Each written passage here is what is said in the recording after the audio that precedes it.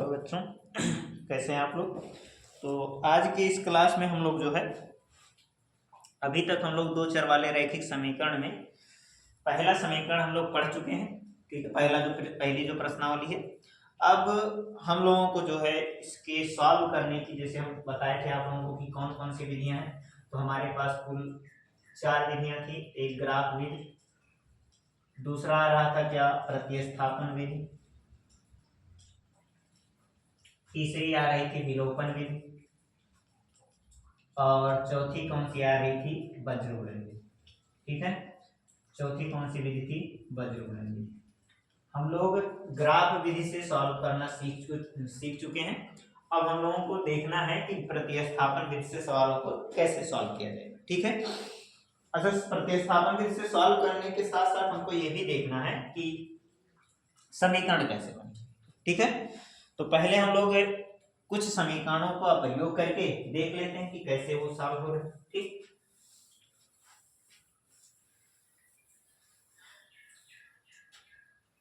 जैसे एक क्वेश्चन अगर देखें तो जैसे उदाहरण संख्या 1 क्या दे रहा है कि 7x माइनस 15y, 7x और माइनस कितना 15y, ये किसके बराबर है। तो ये बराबर है किसके, 2 के।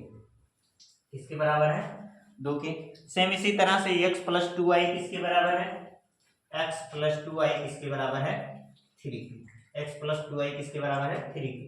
ये हमारा समीकरण 1 है और ये समीकरण हमारा क्या है 2। हमें इस समीकरण को किस विधि से सॉल्व करना है, तो हमें इसको जो है प्रतिस्थापन विधि से सॉल्व करना है। प्रतिस्थापन विधि। अब प्रतिस्थापन विधि का मतलब प्रतिस्थापन से ही पता चलता है कि एक को हटाओ और उसकी जगह पर दूसरे को लाकर रखो और सॉल्व करो। ठीक है, तो यहां पर भी वही सेम काम है। ठीक है, हमको क्या करना है, पहले समीकरण से किसी का मान निकालना है और उसी को ले जाकर दूसरे समीकरण में रखना है और जो उत्तर आएगा वो हमारा हो जाएगा आंसर।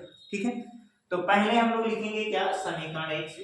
अब समीकरण 1 से आपका मान कहे, आप एक का x का मान निकालो और आपका मन कहे आप इसका मान निकालो y का मान। ठीक है, जैसे लिखा है 7x माइनस 15y बराबर है किसके 2 के। तो हम लोग लिख लेते हैं कि 7x बराबर किसके हो जाएगा, तो इधर माइनस इधर जाएगा प्लस हो जाएगा।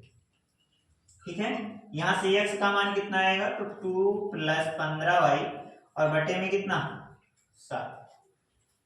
x का मान क्या आएगा 2 प्लस 15y और बटे में 7।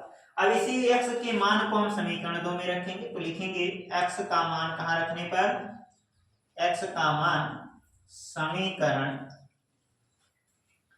2 में रखने पर, समीकरण 2 में रखने,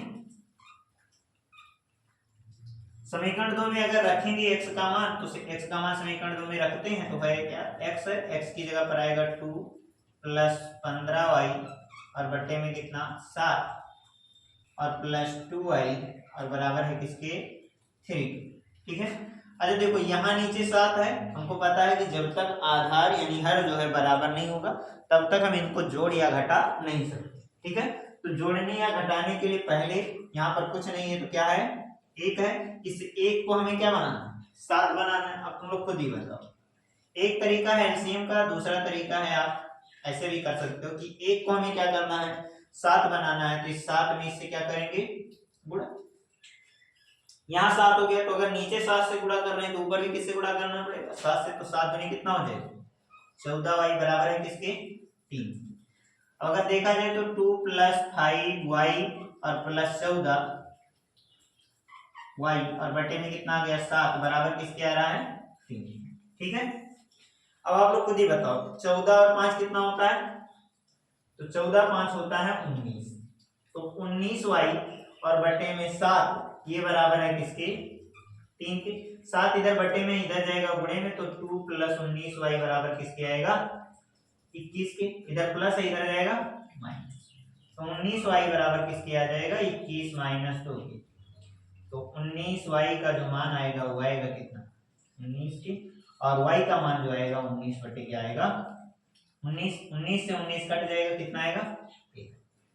ठीक है, तो y का मान हमारा निकल गया, और जैसे ही y का रियल मान निकल जाए तो फिर उसको चाहे समीकरण 1 में रखो चाहे समीकरण 2 में रखो, ठीक है, तो कोई दिक्कत नहीं है। लेकिन जब भी केवल x का रियल मान नहीं निकलेगा, जैसे x का मान क्या निकला है 2 + 15y बटे में 7, तो जिस समीकरण से निकालेंगे उस समीकरण में दोबारा नहीं रखेंगे, इसके अगले वाले समीकरण में रखेंगे। जैसे इस मान को समीकरण 1 से निकाला गया है तो कहाँ रखा गया है, 2 में रखा गया है। पर अगर रियल मान आ जाता है तो रियल मान को आप लोग चाहे समीकरण 1 में रखो चाहे 2 में रखो, एग्जैक्ट उत्तर आएगा वैसे ही, ठीक है। तो लिखेंगे y का मान कहाँ रखने पर, y का मान समीकरण 1 में रखने, इसमें समीकरण 1 में रखने, समीकरण 1 में रखते हैं। समीकरण 1 हमारा क्या है, x + 2y, तो x + 2y की जगह पर 1 और बराबर है 3 के, तो x + 2 बराबर हो जाएगा 3 के, x बराबर रहेगा 3 - 2 यानी कितना 1। तो लिखेंगे अतः x का मान भी क्या है, अतः x बराबर किसके है 1 के, और y बराबर भी कितना है, ये हमारा क्या होगा आंसर, ठीक है। तो कितना लिखना चाहते हैं ये सब आप लोग पढ़ सकते हैं।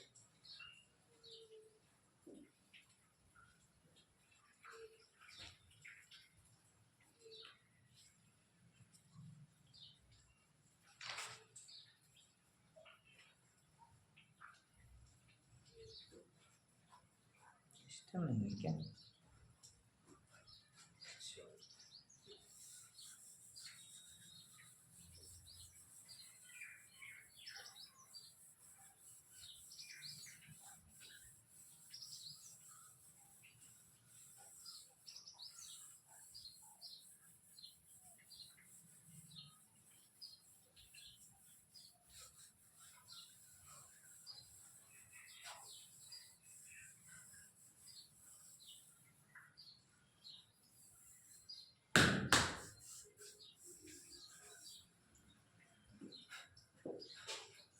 देखिए अगला प्रश्न हमसे क्या कह रहा है, अगर उदाहरण संख्या कितना 5, अगला जो प्रश्न है उसमें हमसे कह रहा है कि निम्नलिखित प्रश्नों को प्रतिस्थापन विधि से हल कीजिए। अब इसमें हमसे प्रश्न दिया है, उस प्रश्न का प्रयोग करके हमको क्या बनाना है समीकरण, समीकरण बनाने के बाद में उसको हमें क्या करना है सॉल्व करना है। जैसे कह रहा है आफ्ताब अपने पुत्र से कहता है कि 7 वर्ष पूर्व मैं तुमसे 7 गुना आयु का था, अब से 3 वर्ष बाद मैं तुमसे केवल 3 गुना आयु का रह जाऊंगा। क्या यह जो है मनोरंजक है।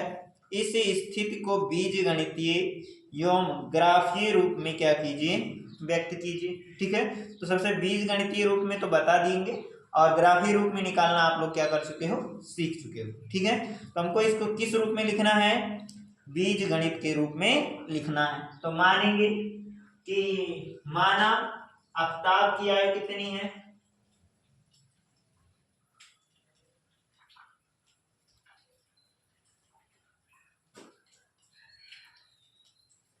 आफ्ताब की आयु मान लेते हैं कि आफ्ताब की आयु कितनी थी x थी, ठीक है। अच्छा आफ्ताब के साथ और कौन था, उसकी पुत्री थी, और आफ्ताब की पुत्री की आयु कितनी है, पुत्री की आयु, तो पुत्री की आयु जो आएगी वो हम मान लेंगे क्या है y। अब तुम लोग खुद ही सोच सकते हो कि आफ्ताब बड़ा कि उसकी पुत्री, तो आएगा क्या आफ्ताब बड़ा ना, पुत्री थोड़ी ना बड़ी हो जाएगी, ठीक है। तो यानी यहाँ बड़ा कौन है आफ्ताब है, और छोटा कौन है उसकी पुत्री है। अब इसमें कुछ शर्त दिया है, उन शर्तों का हमको पालन करना है। प्रथम शर्त क्या कह रहा है, प्रथम शर्त हमसे कह रहा है कि अब से 7 वर्ष पूर्व, तो लिखेंगे 7 वर्ष पूर्व, पहले लिख लेते हैं 7 वर्ष पूर्व आफ्ताब की आयु,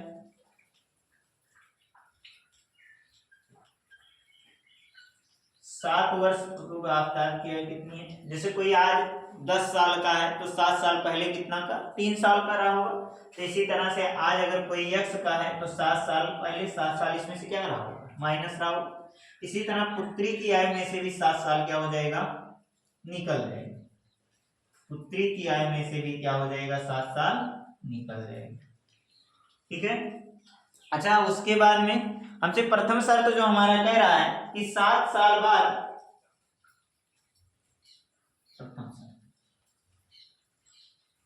सवाल हमसे कह रहा है कि 7 साल बाद जो आफ्ताब की आयु है वो अपनी पुत्री की आयु की 7 गुना था।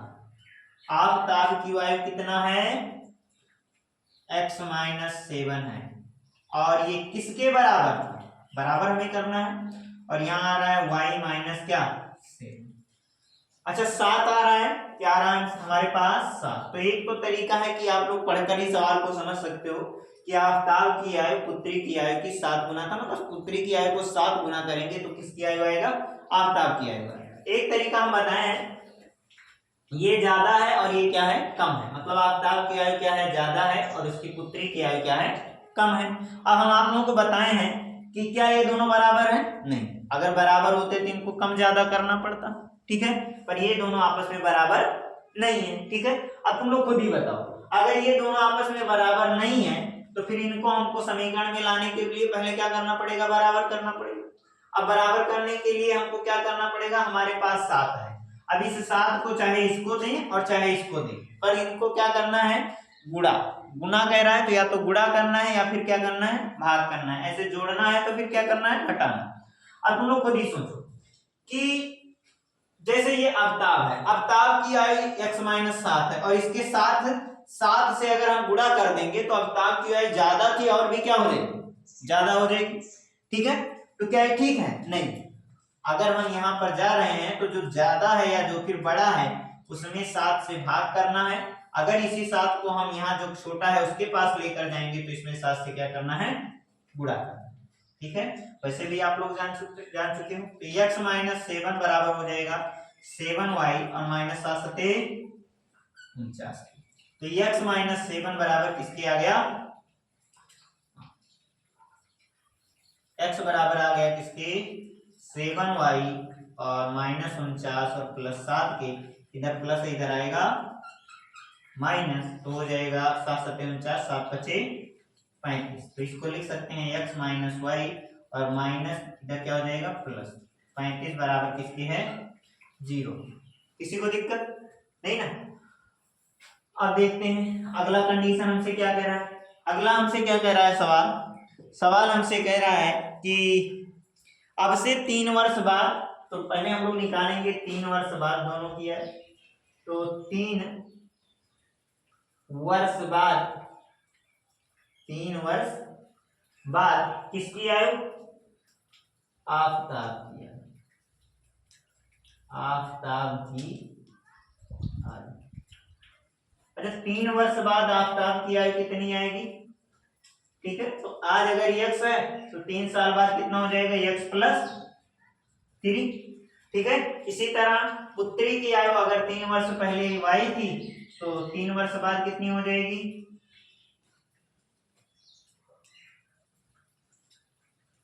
y प्लस क्या हो जाएगी?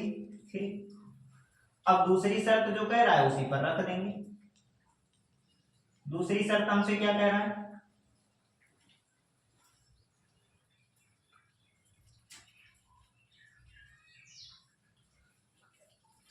दूसरी शर्त हमसे कह रहा है कि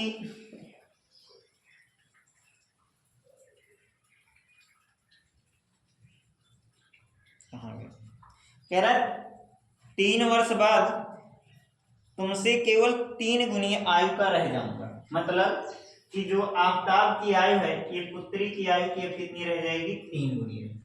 y+3 की कितनी गुनी? अब गुणा किसमें करेंगे? छोटे वाले में। तो हो जाएगा x+3 और बराबर किसके? 3y और +3 के, 3 त्रिका 9 के, x -3y और बराबर 9 और माइनस किसके? 3। x -3y बराबर किसके आया? 6। ठीक है, तो इतना हो जाएगा। ये हमारा समीकरण 1 है और ये समीकरण क्या है, ठीक है। तो अब इसको आप लोग क्या कर सकते हैं, सॉल्व कर सकते हैं, ठीक है। तो आज के लिए बस इतना ही, बाकी जो है वो कल पढ़ेंगे, ठीक है।